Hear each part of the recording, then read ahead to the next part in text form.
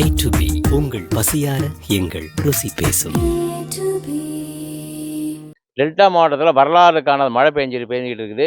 குறுவை சாகுபடியை பொறுத்த வரைக்கும் எங்கள் அரசு நிர்வாகம் 86,000 ஏக்கர் சொன்னாலும் 1,20,000 ஏக்கருக்கு மேலே குறுவை அதிகமாக இங்கே பண்ணியிருக்கோம். இந்த பகுதியில் நெல்லை காய வச்சுக்கிறதும் கஷ்டமாக இருக்குது. ஒரு மாதமாக மழை பெய்யுது. வடகிழக்கு போன இப்போ தொடங்கினாலும் இனியும் கனமழை பெய்யும் அப்படிங்கிறாங்க. எங்கள் நாகப்பட்டினம் மாவட்டத்தில் இருக்கிற 6 ஒன்றியத்தில் திருமகள் பூரா சம்பா அறுவடை சம்பா பணிகள் எல்லாமே ஸ்தம்பிச்சு கிடக்கு. காரணம் வந்துட்டு முழுகிற கண்டிஷனில் இருக்குது. குறுவை அறுவடை செய்யறதுக்கு பூரா எல்லா நேரடி கொள்முதல்கள் பூரா தேங்கி கிடக்கு. காரணம் இங்கே லாரிகள் வரல அப்படிங்கிற. இங்கே நெல்லை வெளியில கொண்டு போக முடியல. இப்போ விவசாயிகள் இருக்கக்கூடிய டாக்டர் மூலியமாக ஒரு அப்புறப்படுத்த அரசு கொண்டு போகலாம். இங்கே இருக்கிற நெல்லை எடுத்தாதானே இங்கே இருக்கிற பணியாளர்கள் நெல் எடுக்க முடியும். இவங்களையும் குறை சொல்ல முடியாது. நெல் காய வைக்கவும் முடியல. அங்கங்கே முளைச்சி கிடக்கு. எங்கே பார்த்தாலுமே ட்ரையர் இல்லை. அதாவது நவீன உலர் இயந்திரம் இருந்துச்சுன்னா அப்படின்னா காய வைக்க முடியும். இப்போ எல்லாமே சாலைகளில் தான் கிடக்குது. கிழக்கு கிடக்கிற சாலை எல்லா இடத்துலையும் வெறும் நெல்லாவே தேங்கி கிடக்கு. அரசு நிர்வாகம் உடனடியாக நெல்லுகளே அங்கே இருக்கக்கூடிய நேரடி கொள்முதலை அப்புறப்படுத்தணும். அது பண்ணால் மட்டும்தான் நெல்லை நாங்கள் வந்துட்டு விற்பனை செய்ய முடியும். அதேமாதிரி தாளடி பணிகளும் பாதிச்சிருக்குது. சம்பா பணிகள் நடவு பணி மூழ்கி கிடக்கு. இப்போ தலைஞர் பகுதியெல்லாம் இப்போ சம்பாலாம் மூழ்கி கிடக்கு. வேதாரண்ய பகுதியை பொறுத்தவரைக்கும் இந்த நிமிடம் வரை நேரடி விதைப்பு வானமாத்த பூமி அந்த பகுதி எல்லாமே வந்துட்டு இன்னைய வரைக்கும் இந்த பாதிப்பும் கிடையாது. மழையினால அவங்க வரவேற்கத்தக்கது. ஆனால் இனி கனமழை பெய்யும் பட்சத்தில் வேதாரண்யத்தில் இழுக்கப்பட்ட நேரடி விதைப்பு எல்லாமே மூழ்கி போயிட முடியும். கீழூர் பகுதி கீழையூர் எல்லா இடத்துலையுமே அறுவடை பண்ண முடியாமல் இருக்குது. கிட்டத்தட்ட 90% குறுவை பணி அறுவடை பணிகள் முடிஞ்சு போச்சு. ஆனால் இன்னும் நெல்லை விற்க முடியாமல் இருக்காங்க. வாங்கின கடை கொடுக்க முடியாமல் இருக்காங்க. வீடுகள்லையும் சில பேர் அவங்கள ஒரு பொருளாதாரத்தில் மேம்பட்டவர்கள் பூரா வீடுகள்லையும் நெல்லை கொண்டு வந்து வச்சிருக்காங்க. லேட்டாக விற்றுக்கலாம் அப்படின்ட்டு. பொருளாதாரம் இல்லாதாலும் வட்டிக்கு வாங்கினாலும் நாளுக்கு நாள் வட்டி கொடுக்கணும் அப்படிங்கிற நோக்கத்தில் விவசாயிகள் ஆளுக்கு சம்பளம் கொடுத்து அவங்களும் சாப்பாடு தண்ணி இல்லாமல் எங்கேயுமே மழையிலையும் தண்ணியிலையும் கிடந்து காய வைக்க முடியாமல் தீபாவளி கூட சரியாக கொண்டாட முடியாத சூழ்நிலை மிக வருத்தத்தில் ஒரு மிக மோசமான நிலைமையில இருக்காங்க. அரசு இதெல்லாம் மனசில் கொண்டு எல்லா விவசாயிகளுக்கும் ஒன்று காப்பீடும் கிடைக்கணும், நிவாரணம் கிடைக்கணும். அதே மாதிரி வந்து ஆய்வு செய்து உடனடியாக நெல்லை அப்புறப்படுத்தணும்.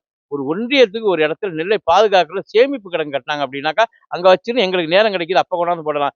இதை காய வைக்கிறோம்னாக்கா எப்போ வந்துடும் முளைச்சியும் கிடக்கு. உணவுக்கு பயன்படாத போயிடும். அதனால நடவடிக்கை எடுத்து லாரிகள் மூலியம் அப்புறப்படுத்தணும். இதில் நேரடியாக கண்காணிப்பு அனைத்து சென்றுக்குமே சென்று கண்காணிப்பு செய்து நெல் அப்புறப்படுத்தணும் விவசாயிகள் சார்பாக கோரிக்கை வைக்கிறோம். சார் நாங்கள் நெல் அறுவடை பண்ணிட்டோம் சார்.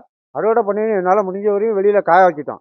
காய வச்சு அந்த நெல்லை கொண்டாந்து உள்ளே வைக்கிற பட்சத்தில் அவங்க நெல் பிடிக்கிறதுக்கு மட்டும் தான் செட்டு இருக்குங்க.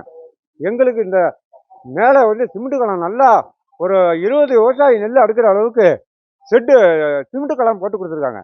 அந்த இடத்துல எங்களுக்கு ஒரு செட்டு போட்டு கொடுத்தா நாங்கள் கொண்டாந்து நெல்லை அதில் அடுக்கி வச்சுட்டு நாங்கள் பொறுமையாக போட்டுக்கலாம். நெல் முளைக்காது கொள்ளாது. எந்த நேரத்துலையும் எங்களோட முதலீடுக்கு எழுப்பிட வராது. வெளியில் இருக்கிறது போக உள்ள வந்தவரையும் எங்களுக்கு பாதுகாப்பாக இருக்குங்க.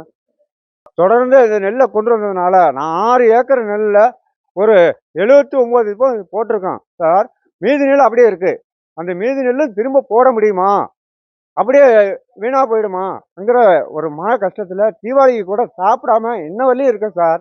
விவசாயிகளோட நெல் ஏகப்பட்ட நெல் வந்து குவிஞ்சிருக்கு. இது வரைக்கும் கொள்முதல் வந்து பார்த்தீங்கன்னா டெய்லி 200 சிப்பம் 300 சிப்பம் தான் கொள்முதல் பண்ணிக்கிட்டு இருக்காங்க. போதுமான ஆட்கள் இல்லை.